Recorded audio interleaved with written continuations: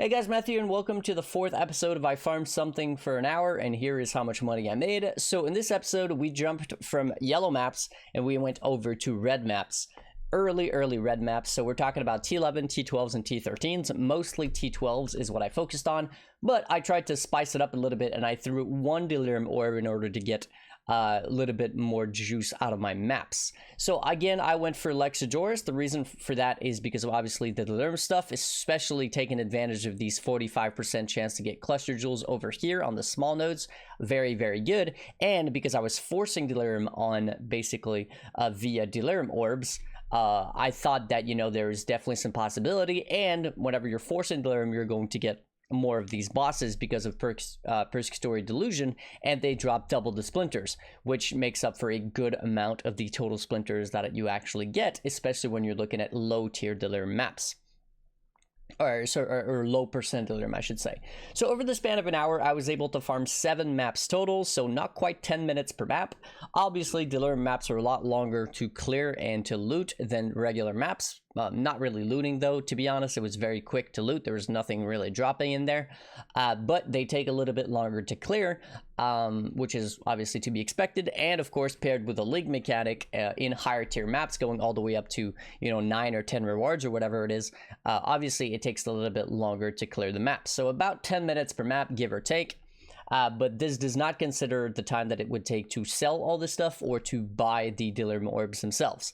So let's go ahead and talk about how I ran the maps, and then we're going to look at the results, and then very short conclusion. So I was focusing on T12, T11, T12, T13s in Lex Ejoris region. I was using Alks, chisels, and then valing them when they had around 85 to 90 quantity or above. I actually got pretty lucky. I think 3 of the 7 maps went unidentified. None of them bricked or anything like that. Not that there's any mods that I can't roll on this build. Otherwise, I was using two sextants. That's because I only have 2 watchstones socketed in there, and I was trying to self-sustain, and everybody knows sustaining is really bad this league. Therefore, you know, I actually tried to make sure that the only T11, 12, 13 maps were dropping from Lex Ejoris. You'll see what happened because of that.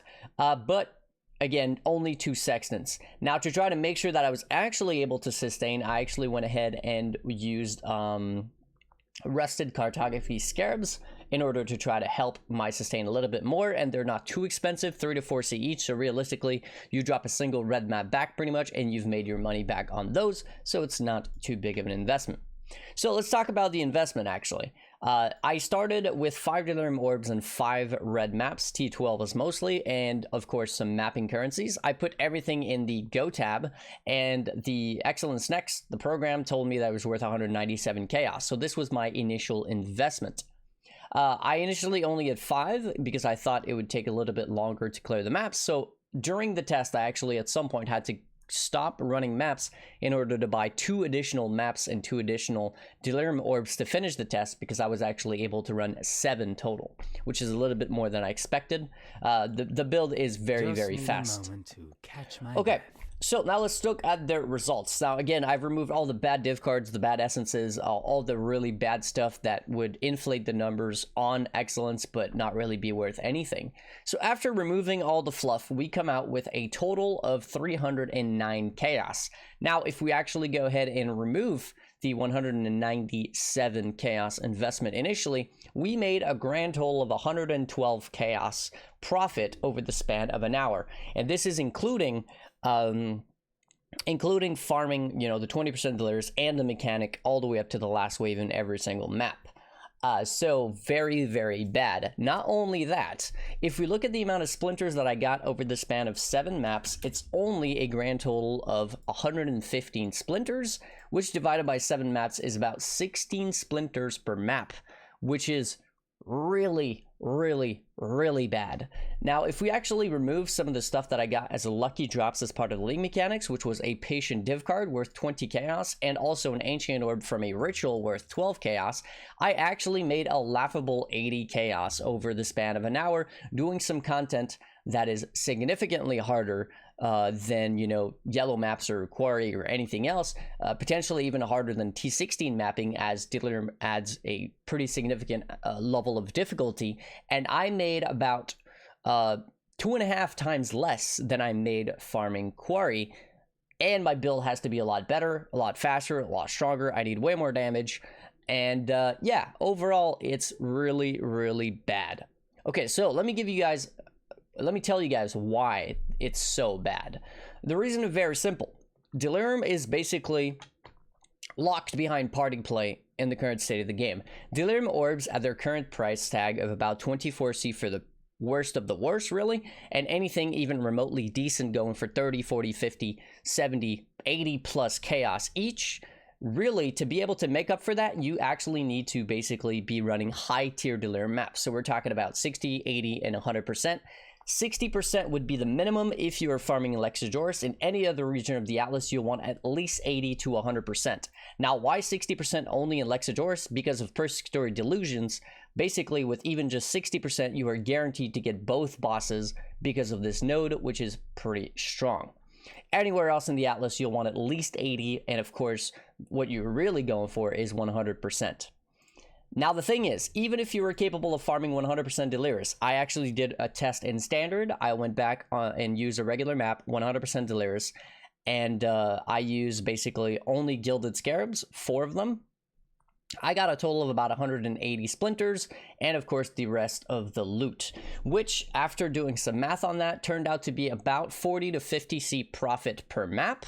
But of course, if you're doing 100% Delirious, it's a lot longer to actually clear the map, and you need an incredibly strong character, typically going to require Headhunter. So you're looking at about 50C profit per map, or about 1.5 to 2 Exalt-ish per hour as a solo player, with no usage of quantity or rarity on your gear. Now, this means essentially that the old endgame, which was Delirious maps, is completely locked behind party play now.